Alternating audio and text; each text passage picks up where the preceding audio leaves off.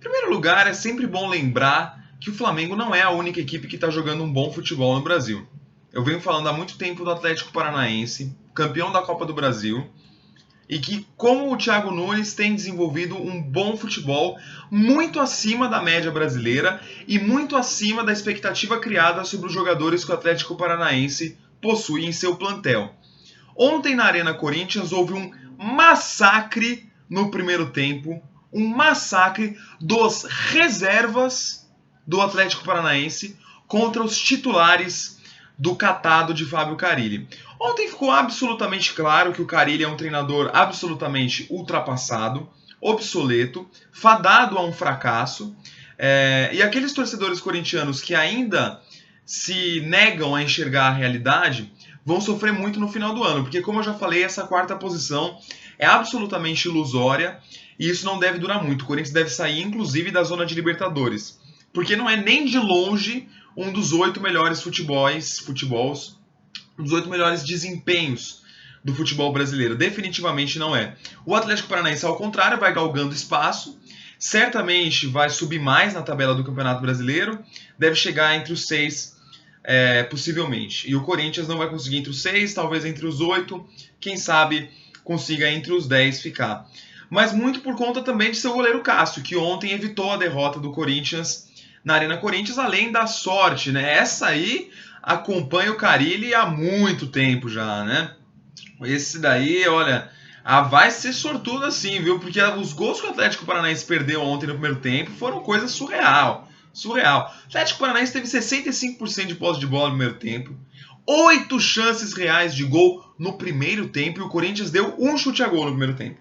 Conseguiu fazer o gol numa jogada de bola parada, que, como eu sempre digo aqui, é o gol mais fácil que existe no futebol, o gol de bola parada.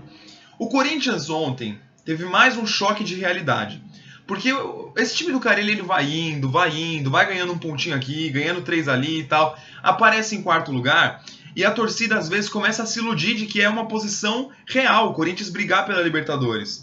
Aí existem alguns choques de realidade que mostram a verdade para o torcedor corintiano. Eles tiram as máscaras, eles mostram que é absurdo ou absurda a diferença tática do Corinthians para outros times do Brasil que tem um mínimo de ideia de jogo, um mínimo de conceito, um mínimo de filosofia de treinamento. Dá a impressão que todos os times do Brasil, 12, 13 times do Brasil, ficam a semana inteira comendo feijoada, fazendo treino físico e treinando marcação na defesa. 13, 14 times do Brasil parece que só fazem isso. E aí tem 6 times que parecem trabalhar alguma coisa do ataque, trabalhar alguma movimentação, alguma transição, e eles se sobressaem sobremaneira. Eles se sobressaem muito no campeonato. Eu tô falando aqui do Flamengo, tô falando do Santos, tô falando do Grêmio, tô falando do Atlético Paranaense, tô falando do Bahia, que faz um excepcional trabalho para sua realidade. Esses 5 times, o Bahia menos do que os outros 4, né? Grêmio, Flamengo, Atlético Paranaense e Santos, eles estão muito acima do resto do Brasil. Muito acima.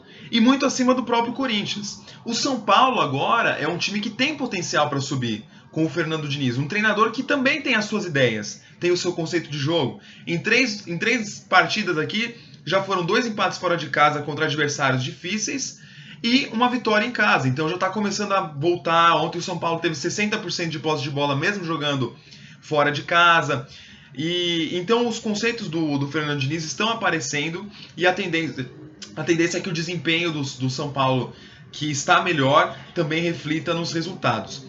E o que esperar desse majestoso domingo, desse São Paulo e Corinthians? Ora, como foi o jogo Corinthians e Atlético Paranaense, como foi o jogo São Paulo e Bahia. O São Paulo jogando fora de casa teve 60% de posse de bola, o Corinthians jogando em casa teve menos de 40% de posse de bola. O São Paulo agora jogando em casa contra o Corinthians, claramente vai ter a bola, claramente vai tomar as ações do jogo, e o Corinthians vai ficar a modo Carille, ou seja, todos os jogadores marcando do bico da grande área para trás, dando chutões o tempo todo, né? Pega a bola e rifa. O Corinthians, assim, se jogasse futebol americano, o Corinthians estaria feito. Porque o que esse time treina de chutão é impressionante. O cara, ele deve ficar metade do treino treinando, ou metade do treinamento, né?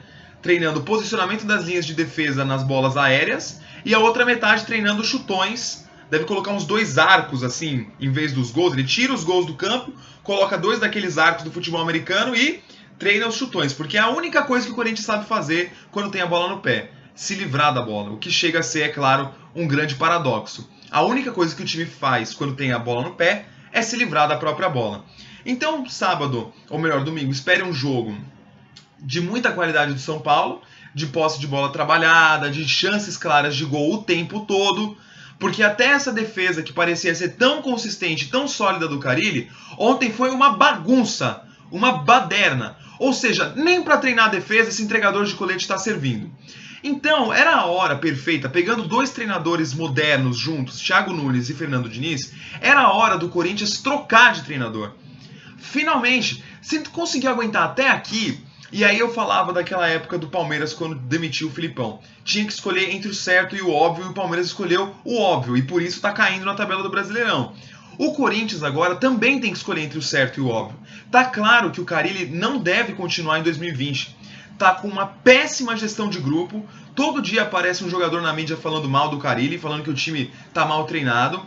Não consegue fazer esse time jogar e tem uma relação historicamente desgastada com o presidente André Sanches. Então tá na cara que o Carille não deve continuar para 2020. Agora, ficar mais 2 meses esperando para fazer uma pré-temporada só e aí tirar o Carille não faz sentido. A hora de trocar é agora. É a hora de tirar o Carille, acabar com essa filosofia do antijogo e colocar um treinador moderno. O Corinthians ontem, quando acabou o jogo, o Andrés devia ter pegado o celular dele, ligado na hora pro assessor ou pro empresário do Thiago Nunes. Na hora. Meu irmão, parabéns pelo teu treinador, pelo que vocês fizeram aqui, fantástico, não sei o quê. Você não quer ficar aqui já? Já fica aí, meu irmão. Fica no Corinthians, porque assim que acabar a temporada desse ano, o Thiago Nunes vai ser assediado por muitos clubes de futebol. Muitos clubes. E certamente o Corinthians não vai ter a melhor proposta para ele, porque o time tá falido, graças à Arena Corinthians. Então ontem era a chance de pegar o telefone na hora e convencer o cara a ficar lá. Deixa o cara lá. Pô, fecha o hotel dos caras, fecha o estádio, deixa o Thiago Nunes lá. Dá um jeito. Era a hora de ter feito isso. Agora talvez tenha passado um pouco do tempo.